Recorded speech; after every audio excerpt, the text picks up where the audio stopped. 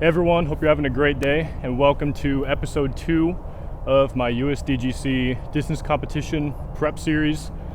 This might be the final episode unless I'm able to bring all the camera gear out and record one of my next sessions, but this will be probably my second or third to last high quality session before the competition on Monday, October 7th. So my local fields were actually, there was a big sporting event out there.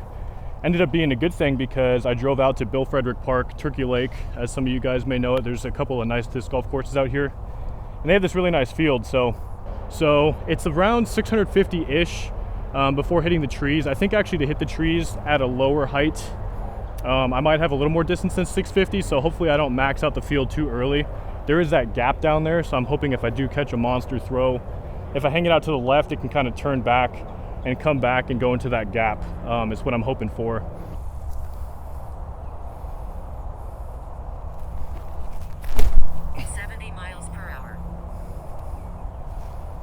mph. Much better.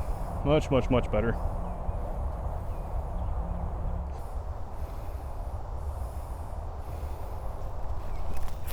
mph. Oh, that's gonna go a long ways, that G-Star Boss. Oh my gosh.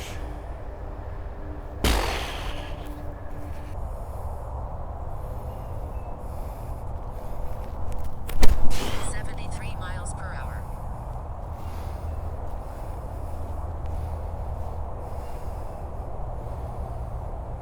Just another monster.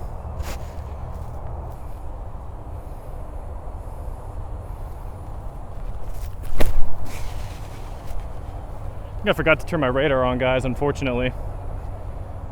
It's gliding out really nicely though. Turned it over a little bit too much. Actually, radar is on, just didn't pick it up. Let's see what's going on here. 71 mph. Oh, that could go far. That could go 600 feet. Wow. That thing went. No skip either, so I'll have to get that number for you guys. All right, we'll start out with the 12 speed EMP, something I know exactly how it flies. It's gonna give me good feedback.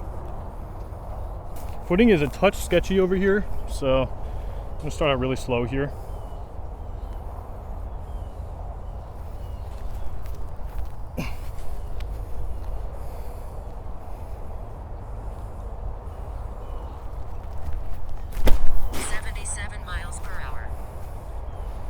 All right, 77 on that one. Oh, it's so high in the air.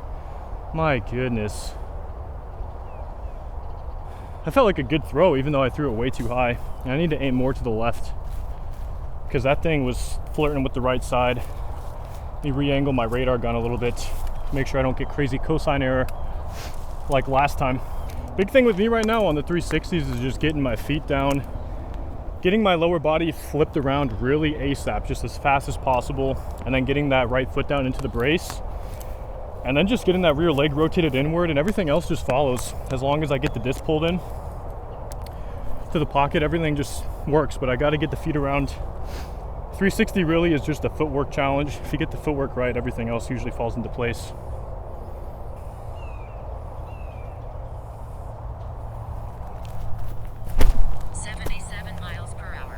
I don't know if that's gonna come out. Can't believe I'm turning those EMPs over like that right now. Must be good nose angle compared to last week because I'm backloading better. My finger feels better. But I'm gonna have to put some Hyzer on these things, that's for sure. So I've noticed the way David Wiggins is so good with throwing Hyzers at max power on 360s is when he's doing his footwork, he actually kicks his feet over to the right a little bit as he comes around, and then it places the center of mass more to the left side of his feet and he's able to counterbalance really well. I'm tempted to try using that technique to improve my Hyzer capacity for these flippier discs, because it could add distance. It's just my body's not quite comfortable doing that at full speed. So what I might do is I might just approach on a rightward angle and throw to the left, mentally throw to the left. That's something that Sidewinder 22, Seabass 22 had told me can make things easier on the 360. So I guess I'll try it a little bit here. It's a lot going on to focus on right now. But I think if I go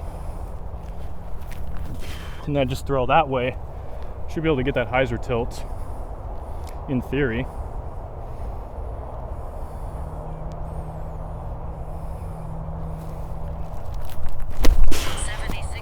Okay, it actually worked.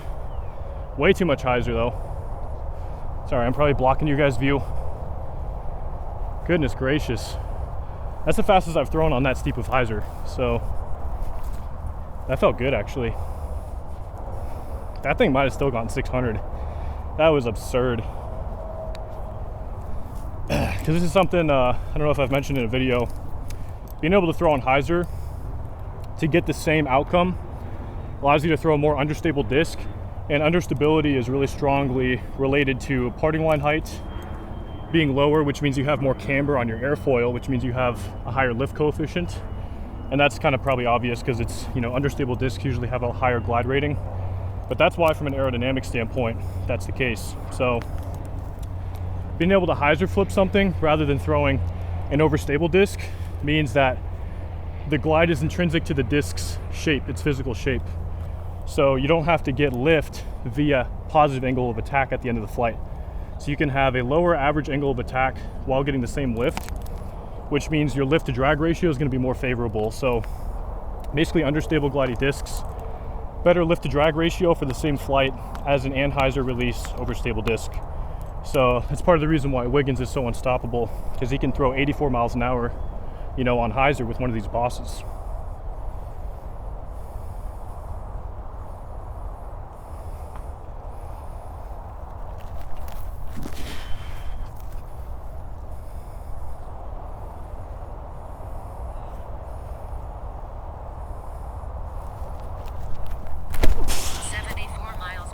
All right, that was not as good as the last one in terms of speed. Oh man, it's gliding out though.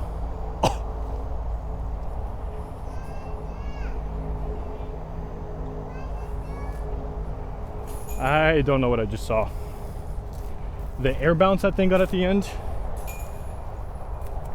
just looked alien. And it got under the branches, so we might actually get a good number there. I'm throwing them way too far left though. I'm happy to be able to do that Hyzer thing now with just that footwork change. So maybe we'll just do it less extreme, I don't know.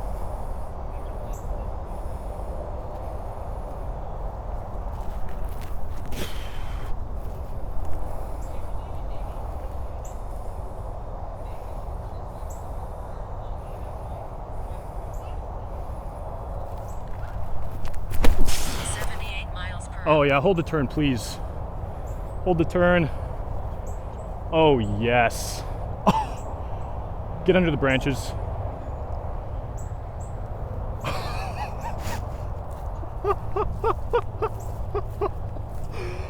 That might have gone 7, we'll have to see.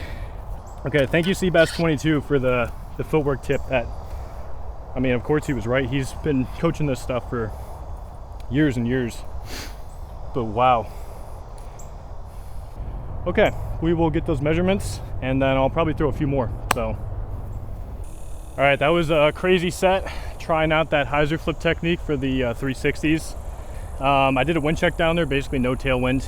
I'm gonna just try to do that for a few more throws to get it locked in a little bit without abusing my finger too much here. So first I'm going to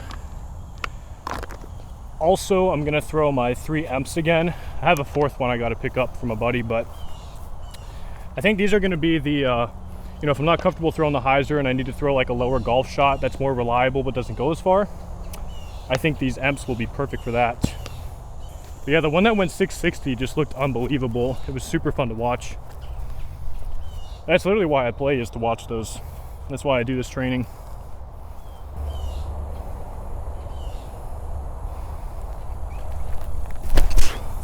miles per 79, I don't know if that's coming out. Not enough Hyzer. Oh, it might a little bit though. It's fighting out, fighting out. Probably off to the right of what you guys can see. Didn't have time to fade back, unfortunately.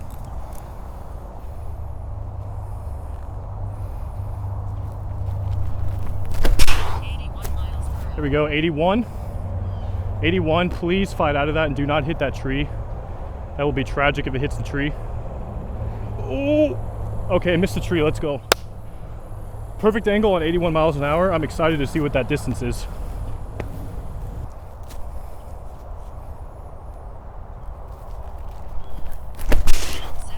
miles per hour. 78.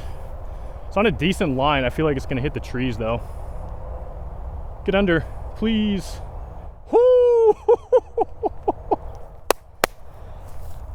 Rest in peace to my mic. I just clapped next to it.